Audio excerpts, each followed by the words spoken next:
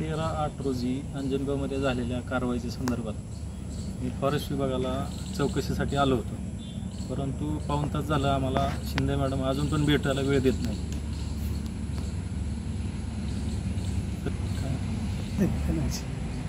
नमस्कार. सजीव संरक्षण आणि जागृती संस्थापक अध्यक्ष.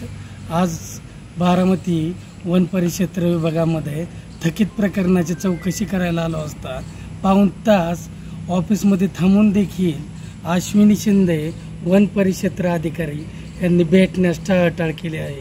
त्यांना लोकसेवक असल्याचा विसर पडला आहे.